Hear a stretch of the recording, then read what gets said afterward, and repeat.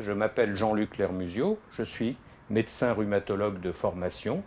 J'ai exercé la médecine pendant plus de 40 ans comme praticien attaché consultant des hôpitaux à l'hôpital Lariboisière et à mon cabinet de médecine libérale à Gagny, en banlieue Est.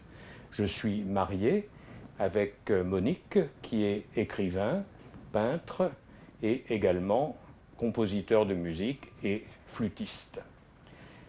J'ai 2 enfants et 2 petits-enfants, Émilie et Philippe. Et Émilie m'a servi un petit peu de modèle pour la petite fille Julia. Et j'ai eu la chance d'avoir la médaille d'or avec plaquette d'honneur de la Société académique Arts Sciences Lettres l'année dernière, en 2013. La prophétie d'Oppoul est une histoire qui se déroule entre 1342 à nos jours. Jeanne de Trencavel, la cousine du gouverneur militaire de la garnison d'Oppoul, est victime d'une prophétie qui va être donnée par une vieille sorcière. Elle va apprendre sa mort prochaine, mais en même temps, elle ne va pas mourir de façon normale, puisqu'elle va avoir une existence surnaturelle qui va durer encore quelques siècles jusqu'à nos jours. Elle va nouer le destin entre nos 2 héros actuels, Jade et Julien, et il y aura beaucoup d'histoires incidences, beaucoup de suspense. Ah, ça c'est le mystère de la création. Eh bien, je pense que les anciens disaient qu'ils étaient en communication directe avec les muses.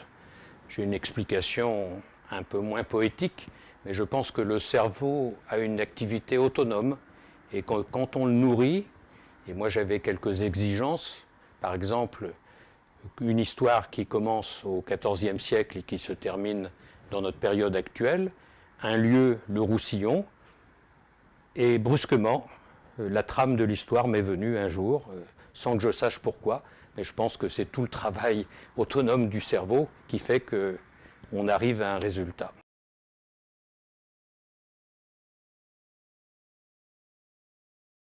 Bien, je vais vous faire une confidence, je suis tombé amoureux de cette région en 1979. Nous avons acheté une modeste maison à Toreil-Plage, à côté de Perpignan, et nous avons découvert une région magnifique où, en quelques dizaines de kilomètres, on peut passer de la mer à la haute montagne, et c'est une région extrêmement riche en histoire et en merveilles architecturales.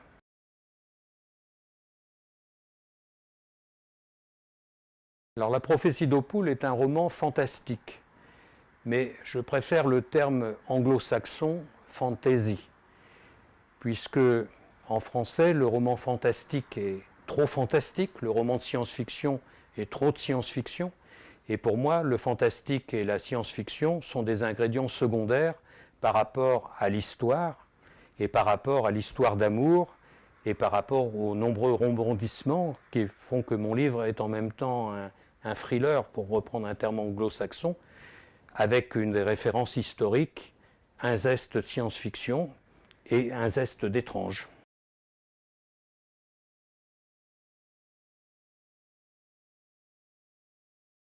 Non, parce que je suis rhumatologue et non pas neurochirurgien ou neurologue, mais il fallait que je trouve une explication plausible pour le coma de mon héroïne, et la rupture d'anévrisme cérébral est une affection suffisamment grave pour qu'une intervention entre guillemets surnaturelle soit la bienvenue.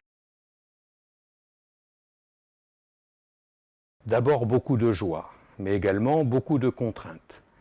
L'écriture d'un livre n'est pas une chose aisée, mais par contre, quelle joie quand on voit que par la magie de l'écriture, les personnages arrivent à prendre vie et à avoir une existence quasi autonome. Par contre, il y a beaucoup de contraintes. Le langage parlé n'est pas le langage écrit. Je n'ai jamais eu l'angoisse de la page vide, mais par contre, la correction d'un livre demande une attention soutenue, et je remercie d'ailleurs les correcteurs bénévoles de ma famille qui ont bien voulu m'aider dans ce travail difficile et ingrat. Alors les projets immédiats sont déjà bien avancés puisque j'ai déjà écrit mon deuxième roman et j'en suis au stade des corrections. Et je pense que dans quelques mois, je pourrai le proposer à des éditeurs et j'espère qu'il sera considéré par plusieurs éditeurs et qu'il sera édité. À plus long terme, c'est de garder l'inspiration pour pouvoir en écrire d'autres, parce que je pense que quand on a goûté à l'écriture, c'est merveilleux et on veut que son imagination continue à produire et c'est très agréable de partager également les idées que l'on a pu avoir avec d'autres et avoir des échanges avec les lecteurs. Eh bien, je souhaiterais que mes lecteurs puissent faire fonctionner leur imagination. L'imagination est certainement le bien le plus précieux de l'homme. Les enfants sont doués d'une imagination débordante et malheureusement l'adulte, soit par raison, soit par expérience, s'en détourne. Et je pense que l'imagination permet de passer outre aux vicissitudes de la vie réelle, qui n'est pas toujours un long fleuve tranquille, et j'espère que, à la lecture de ce roman, les lecteurs et les lectrices vont pouvoir développer leur imagination et passer 3 ou 4 heures dans le royaume de l'imaginaire.